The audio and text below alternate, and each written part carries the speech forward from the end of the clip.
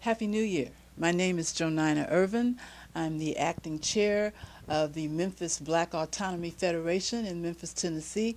And with me is Lorenzo Irvin, who's the vice chair of the Memphis Black Autonomy Federation. And we're in a new year. It's 2013, but we want to spend a little time talking to you about what happened in 2012, how the Memphis Black Autonomy Federation got together, what we've been doing, and kind of a look at what we might be doing in the coming year.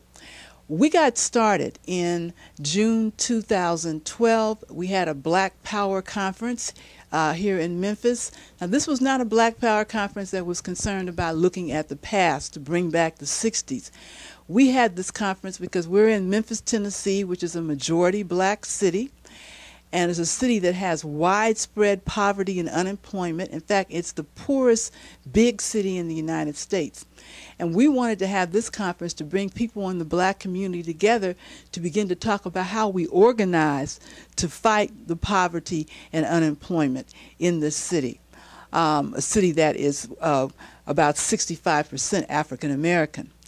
And so that was the purpose of our conference in June. It was held June the 10th of 2012.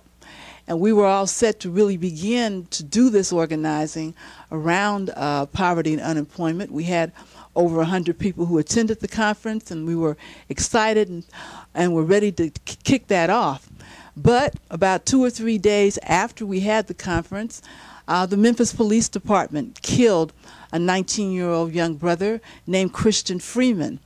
And here was a young brother who was known to the police department in Memphis to have mental health issues because they had arrested him previously before, a couple of months before. They knew he had mental health issues. They claimed that he threatened them with a knife. This was down on Beale Street, downtown Memphis, the kind of the nightclub scene down there. But at any rate, they shot and killed him.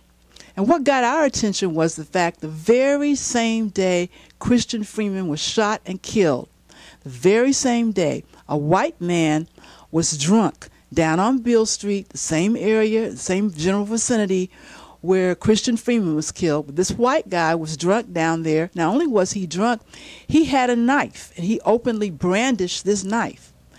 Well, what happened to him? He wound up getting arrested. But Christian Freeman, whom the police claim had a knife, he wound up being shot and killed. This got our attention because we figured that if Christian Freeman had been white, he might still be alive today. But he was black, and he's dead now. That got our attention. A couple of weeks later, Hernandez Dowdy, a 36-year-old black man, was shot and killed by the Memphis police also. Now, what got our attention about this was that he was running from the police, but the police claimed that he was supposed to have stolen a car, and they were chasing him in connection with this stolen car. But what we find out later is that, in fact, this car belonged to a white woman, and she admitted to police that she lied and said her car was stolen. Her car was not stolen. So then what happened is Hernandez Dowdy, 36 years old, was shot and killed for a crime, a so-called crime he did not commit. He did not steal a car. Somebody in the Memphis Police Department knew that he did not steal that car, knew he was not a so-called carjacking suspect, but they shot and killed this young man anyway. And then about 2 weeks later, Lorenzo Davis, who was 28 years old, another black man, died in police custody. Now, he died at a hospital here in the area.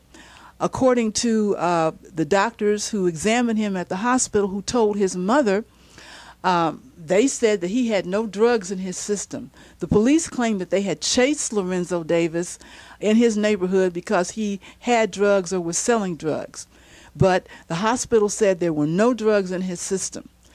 After we had a very successful march and rally on September 8th, in which members of Lorenzo Davis's family participated in that, demanding justice and asking questions as to why he died in custody, the Shelby County Medical Examiner comes out with a report saying that Lorenzo Davis died because he ingested or swallowed a whole lot of cocaine. Now, if Methodist Hospital told his mother there were no drugs in his system except for Tylenol. But the medical examiner said that he had swallowed cocaine. You know, something's not right. Why do we have these two completely different reports? Then, within a month or so, or actually almost 2 months of the death of Lorenzo Davis in police custody, Dolores Epps and her niece died in an automobile accident. This was on August the 26th, I believe. They didn't even live in Memphis. They were on their way. They were in Memphis to go to a family celebration. A police car that was driven by a police officer who violated police policy. He did not have his sirens on. He did not have his flashing light on. He was speeding through the community. Hit the car that Dolores Epps and her niece, Michaela Ross, were driving in. Dolores Epps was 54 years old. Michaela Ross was 14 years old. 14 years old. Hit the car they were in, killing them both outright. Well, maybe they weren't shot and killed, but they died as a result of the negligence of a police officer. Then we had on September 24th, 15-year-old Justin Thompson was shot and killed by a police officer, Memphis police officer, Terrence Shaw, who claimed Justin Thompson was trying to rob him. Now, Shaw's a killer cop. He had previously killed one other person and 2 animals, so he's known to be a killer cop. What happened that made this 15-year-old teenager have to be shot and killed? There have been no reports issued, no official results of the investigation. And then we come to the close of the year, where we have a 32-year-old man who allegedly was trying to rob a McDonald's, and while he was running away, the police claim that he he fired at them or attempted to fire at them, so they shot and killed him. Well, to make a long story short, when these cases came up and we began to investigate, the total for Memphis in 2012, 11 people that we know of died at the hands of the Memphis Police Department. And we also understand that somebody else died in jail. Now, we can't find out the name of that person. So we got involved in police brutality because it was happening. All these black people were being shot and killed, or their deaths were being caused. No one in the black community was saying anything, was speaking out. So we got involved in the issue of police brutality, which we had always intended to be looking at the broader issue of poverty and unemployment, which in fact is mostly poor black people in Memphis who come into conflict with the police because of all the poverty and the unemployment. So that was our focus pretty much in the latter part of 2012. We only got started in June, so we spent the last 6 months of that year looking at those issues. And Lorenzo, why don't you talk a little bit more about some of the things that we learned along the way and some of our accomplishments as we did run this campaign? Well, first of all, the whole question of police brutality, as you said, in this city, and in fact in the United States, relates to poverty and racial oppression. And, it isn't white middle-class people who are being shot down the streets, certainly not white rich people being shot down the streets by the police. This is a form of class warfare, so we have to recognize that fact. And, this is fascism, to be quite honest. This is what the Black Panther Party taught us, that this is fascism. These police crimes and so forth, they've accelerated now more than they have even in the past. So that's why in Memphis, for instance, the police admit that every year for the last 20 years, 3 to 5 people have been killed in police custody. They admit that much. I mean, they don't tell you who they are and so forth, but they admit that that has been the case. But now in 2012, we're talking about 10 to 12 people who've died in custody, actually. So that's an acceleration that we have to take note of. And that was what drew our attention here. We're also veteran activists who've done this sort of organizing in other cities, as well. We need to point that fact out. And so we got involved. We were like pushed into this in a matter of speaking, because the NACP and the other so-called civil rights groups have long since sold out here. They've sold out. They don't care about the issue. They don't care what happens to poor working class black people. So they hadn't said anything. So we became involved, you know, out of necessity. And, you know, we're talking about this number of people who've died here in this city. As I said, it was 12 actually, with the last person who was killed in December. It's 12 people who've been killed here. And we're talking about a situation where there's been no investigation. The cases are swept under the rug. They refuse to give any documents to anyone, either the family or people who file requests for information such as we have. The mayor and the other officials are totally covering this up. But, you know, we have to look at this. We have to understand something here. You know, this is a political question. And when I say political, I'm not talking about electoral politics. I'm talking about political in the sense of how this system is actually run. You know, how this system is actually run. They can commit murder. And they've committed murder in these cases of these people here who were all unarmed. 6 people now have been shot and killed this year. 6 were shot, and the others were killed, you know, either in terms of just being in custody, choked to death, beat to death, whatever. But they've died. And of course, the people who were killed, the 2 people who were killed in the auto wreck. And somebody said, well, that's an accident. Well, that's not an accident when it happens 3 times in 5 years. 3 times in 5, and when every day there you see the police riding around, and they ride around all kinds of ways up and down the street. You know, on the wrong side of the street, they ride around routinely, and they don't have their flashing lights on routinely, and they don't have their sirens on. And in fact, in this city, for the last 10 years, there have been between 300 and 400 wrecks by the police, by the Memphis Police Department. 300 to 400 wrecks every year for the last 10 years. And in 2012, the last time it was looked at, it was over 250 then. And that was in, I think it was in October, the last time anyone looked at it. So, you know, they clearly have a policy of you know, driving crazy around here. And especially through black and working class communities, and, you know, and poor communities. They don't care how they drive. They'll run over your kid. They'll run over you. And so it's important that we recognize that fact. You know, so this is not an accident. It's another form of police brutality. And people in this city have become conditioned to accepting police terrorism. You know, their brothers get killed. Their other relatives get killed. Nobody files lawsuits around here against these people. They sit around here and listen to these politicians. They sit around and listen to these preachers. They sit around and listen to all these people tell them that the issue is this crime. Well, you can't justify crime, as you call it, by the use of police terrorism. And the biggest gang in this city, and the gang that's committed more murders, is the police department. And they cover up for each other. Ain't no such thing as no good cop and bad cop. Because the so-called bad cop goes out and commits murder and sells drugs and what have you, and the rest of the cops cover up for him. So it ain't no thing about no good cop. It's the department, and this department is part of the government. And this is the government doing this. The government covers for these cops. And this is the most corrupt police department in the country, but the government covers for them.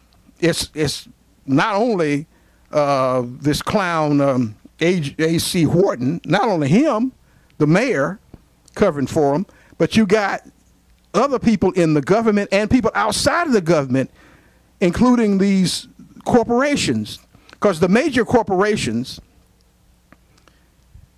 and people like Fred Smith, the CEO for a major corporation here, he dictates how this government is run. FedEx, I'm talking about FedEx. You know, he runs FedEx, Federal Express, and he dictates how the government is run here. Some years ago, a black, I guess he got to be as high as a city councilman or something or other here. He said that white people in power, who have economic and political power, like Fred Smith, are the ones who have to be challenged and targeted in a campaign against racism, not just, City Hall. We have to target City Hall. We have to target the politicians, but it ain't just them. It's the people behind them, because the police are agents to protect the white folks, they're to protect the white rich people, not just the poor white trash. No, they don't care about them. They'll do them the same as you. But they're to protect the rich people. So we got to understand that first. If we understand that, then we understand there ain't no such thing as no reforming the police. It's removing the police, ultimately, and building your own self-defense force to take care of your problems. We got to start taking care of our own problems, and we have to deal with the social problems in our community of poverty and so forth. We got to build resources and build a base, economic and political base in our community.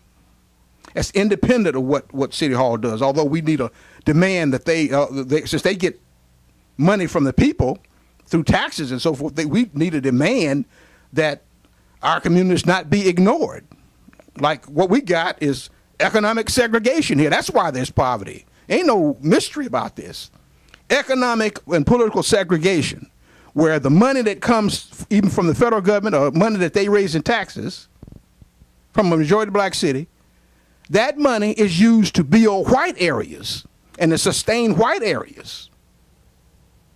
So that if you ride through Midtown and all these places, you see that their standard of living and other places in East Memphis, their standard of living is better because the white government is responsive to them.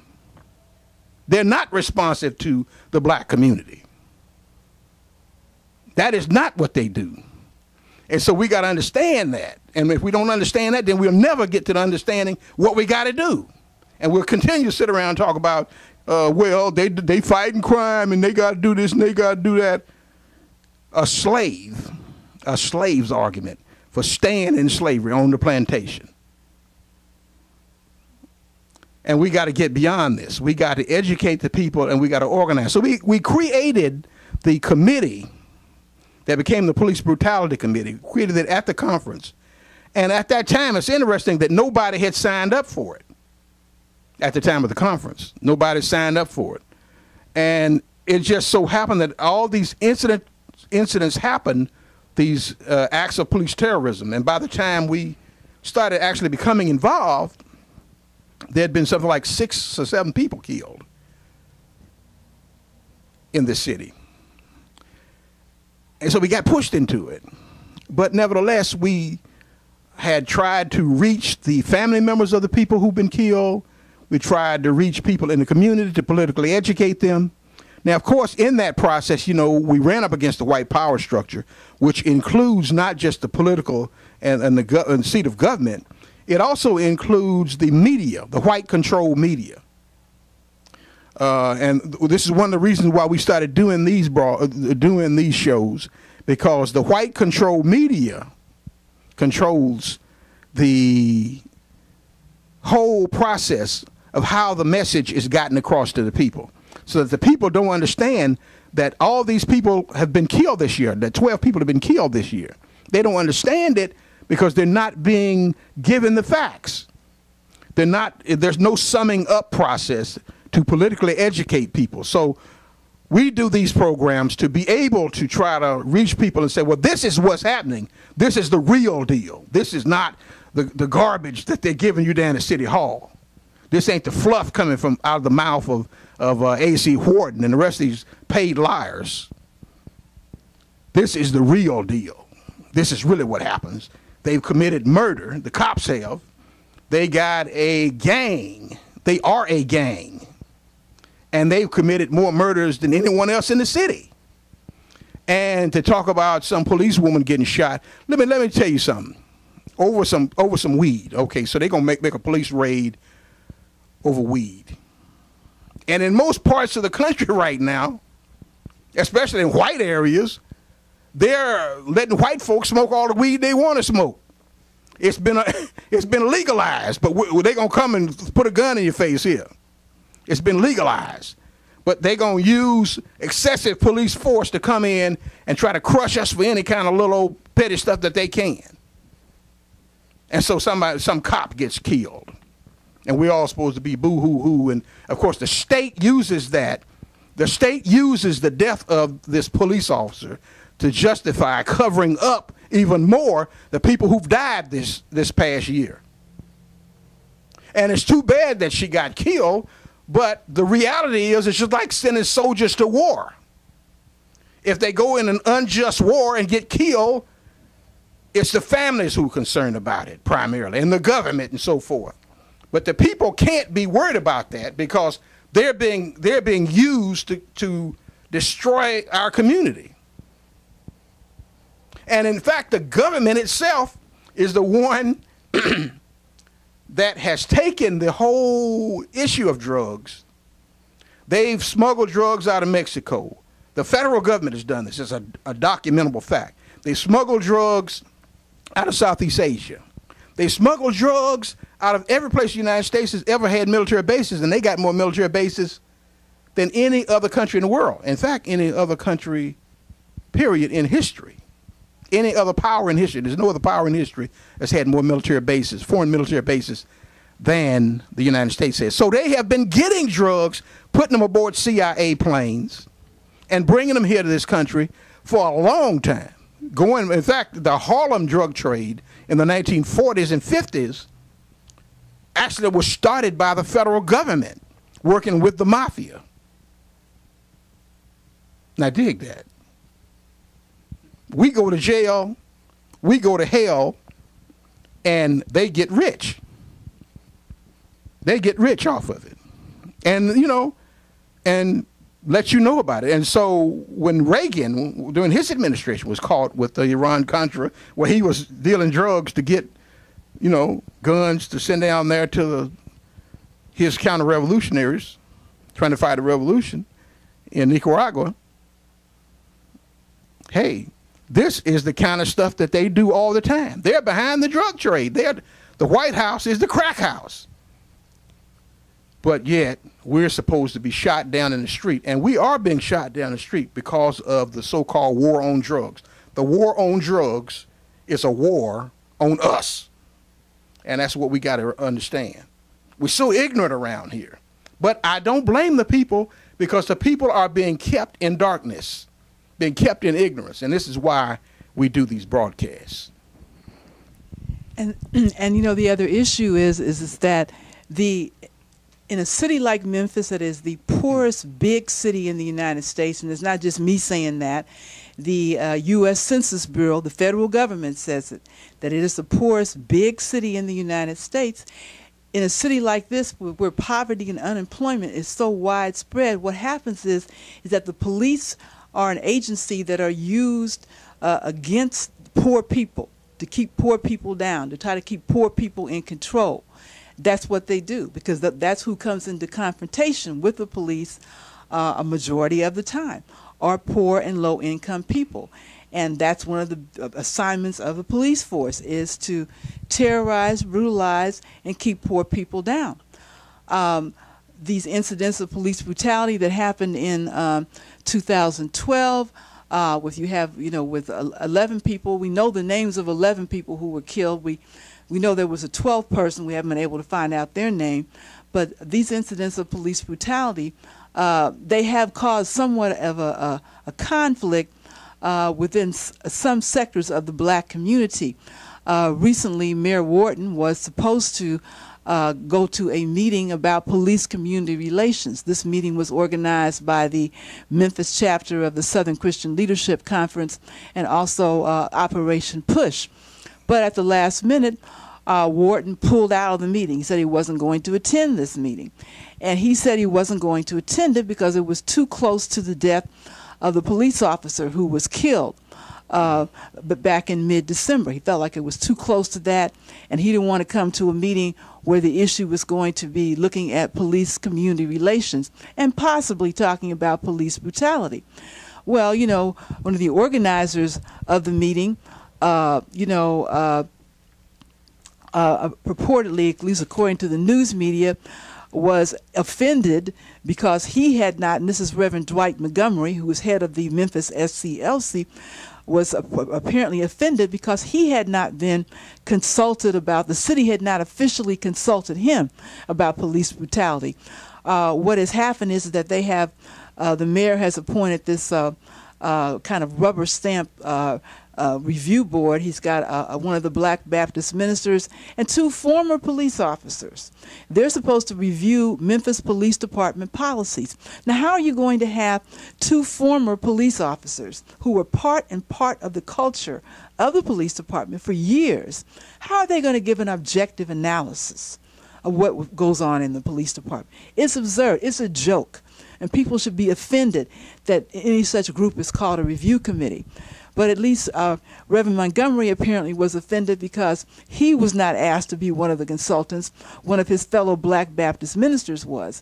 So it appeared to me that this was some type of internal jealousy and nitpicking among Uncle Tomism of the first sort. Right. You know, which has nothing to do with the real issue of police brutality. They're not really trying to get at the bottom of it. It's a question of who can be in control and who can be seen to have the favor of, you know, the current administration in Memphis. But it's just an example of the kind of thing that goes on here in a city where you had 12 people die at the hands of the police in 2012, and when you had close to 30 police officers who were arrested for everything from DUI to running prostitutes across the state line. You don't have to believe me. You can go on the internet and Google it. A Memphis police officer was arrested for carrying a prostitute out of the city of Memphis across the state line into Mississippi to the casinos. We got police officers who do things like it's one of the most corrupt police departments in the United States. Yet we get some, ridiculous sham review committee. So these are the kind of issues that we are facing here, and these are the kind of things that the Memphis Black Autonomy Federation was pushed into dealing with right after our founding, because it was in the news, it was happening in the community, and no one was doing anything about it. We're now in 2013. Today's January 2nd. And we're beginning to look ahead at the new year. And what we do understand is that we are not an organization that has ever intended to be a single issue organization. Police brutality is not our only issue. We came together with the objective of dealing with poverty, the widespread poverty and unemployment in this, the biggest poor city in the United States, Memphis, Tennessee. And we know, in fact, that as we move forward in the future, one of the things we will be doing is putting this whole issue of police brutality as part of the overall campaign to deal with poverty and unemployment. Because if we had decent jobs in Memphis, which the city has not brought any substantial number of jobs to this city, one of the corporations that they did bring in, Electrolux, is a corporation that has had this corporation, another corporation they brought in, they did not require them to hire people of color. How are you going to create jobs in a majority black city and not require the people who are coming in to be required to hire black people and other people of color? But the city council and the politicians and the Chamber of Commerce didn't do that. One of the other companies they brought in here to create jobs in 2013 is known to have civil rights violations of employees. In fact, they were fined by the federal government in other parts of the country. Yet Memphis is going to hire a company, bring a company in here like that, known to have violated civil rights laws, employment laws. They're going to bring a company like that here to a majority black city. So what do you think is going to happen when you got majority black people who are looking for these jobs? So as we look to go into 2013, we're going to have to begin to deal these issues looking at poverty and unemployment, which has always been our focus, and putting the police brutality issue as part and parcel of that issue. Even the whole question of the issue of gangs, that is part and parcel of the poverty and unemployment. People who don't have jobs, who can't get jobs, if all else fails, they may commit a crime. Crime of survival. Crime of survival. We're not saying it's right to go out and stick somebody up on the street. None of us want to see that. We want the crime out of the community. But we also understand that people don't have any viable alternatives. They will do what they have to do in order to survive. Go ahead. Well, you know, the thing is, people turn on each other. In high levels of unemployment and poverty, people turn on each other. What we want people to do is to turn to each other and to try to build a movement from the grassroots to change this city completely, to change the city, and by extension, begin to change this entire country. But it starts here in the city, and it starts with neighborhood organizing. And our program about Let's Organize the Hood has always been about training people in professional organizing techniques and so forth, so that they can go into the community and organize their own people, to come up with programs to deal with the levels of poverty and to deal with all those things that hold us back as a people, all those things that are, you know, in our way, including the government. But to be able to fight the government, to be able to fight the police department, to be able to fight anything, you have to be organized. You have to be, you have to have a strategy.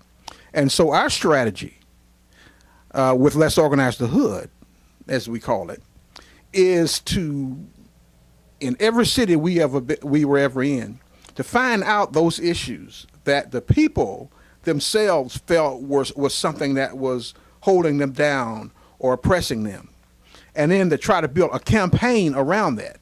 And one of the campaigns here, one of those campaigns was around police terrorism, and to try to create some method where civilians could control the police department, you know, and deal with these acts of terrorism and corruption in the community, where they're selling drugs in the community to kids, where they're running around pimping women, where they're raping women, where they're doing all kinds of crooked stuff themselves. And they're being allowed to do this by those in power. And how do you deal with that? You get organized and you fight it. I mean, you know, I organized in Chattanooga for many years with people there against police terrorism and murder and corruption. But it's worse here in many respects. Chattanooga at the time was, as far as cities with a population under 200,000 people, it had the largest number of police crimes and police murders of any city in the country. And this comes from the Department of Justice. And we were able, from the grassroots level, to build a movement to beat that back, to fight that back over the course of 15 years. And we drove out all these old politicians, these corrupt politicians who allowed this stuff to go on in the black community. We drove them out of office with a grassroots movement. And this is what needs to happen here in Memphis and in other places as well. But we'll just say Memphis. We need to build a movement from the grassroots that can challenge these people in power, these politicians, black, white, or whatever, can challenge them, that can beat them back, that can win some victories for the people, for the poor people, for grassroots people, that can win some victories. They don't. You've never had the politicians down at City Hall talking about unemployment and poverty. They never talk about it. They don't care. Long as they get their pat on the back from some white folks, long as they get their relatives, you know, down, some politician gives them, or some businessman gives them something for their you know, family. That's all they care about. They are not concerned about the rest of us, and they let us go to hell, as the matter of speaking. That's what they allow, and we have to deal with these circumstances, and we have to build a movement. This coming year, 2013, what we want to do, we're going to have first of all, in March of 2013, on March 15th, which is the International Day of Action Against Police Brutality, we're going to have try to have a mass action here as part of that international protest against police brutality. We want to also have the next day, the 16th, we want to have a mini conference so that people can come in who are already doing this kind of work to talk about how we build a network, a national network, to have these demonstrations, to have these protest demonstrations every year against police brutality, but also to talk about how we build a movement, a network of activists all over the country that can take action in support of each other and in support of struggles in their community, and come up with some consistent politics, radical politics, for dealing with police brutality and terrorism, which is being totally ignored by the government intentionally. It's a deliberate political indifference by the federal government into the cases of people who've been shot and killed by the police, or people who've been choked to death in the jail cells of this country, all over the country, not just Memphis. And we know that the federal government only responds when there's a so-called riot or when there's a mass protest movement that pushes them to do it. And so we have to talk about how we continue to put pressure on the government here, but also put pressure on the federal government as a whole, how we unite with other activists all over the country. So we're talking about having something here in Memphis to bring people here to highlight what's going on in Memphis, but also to unite with others in other cities. That's one of the things we're going to do, and that's going to be March 15th and 16th. Then, of course, a few months later, June 8th, 2013, we're going to have another Black Power conference, and we haven't worked out all the details of its program and so forth and so on, but certainly it's going to deal with the things we've been talking about here: poverty, unemployment, and police terrorism, and how we expand the benefits, expand the program, and expand the ideas around creating a fight back movement, a mass fight back movement, a poor people survival movement. How do we do that? You know, and let's get the process started to do that. And that was what we were going to deal with in the previous conference, and you know, in the previous year. But you have to take things as they develop. And what developed here was a long reign of terror by the police, dead bodies everywhere. And that was what we responded to. But we're going to go further than that in 2013. If you're interested in joining us, particularly if you live in the Memphis area, you live in Memphis, you can reach us at area code 901-674-8430. That's 901-674-8430. And you can reach us by email at organize, ORGANIZE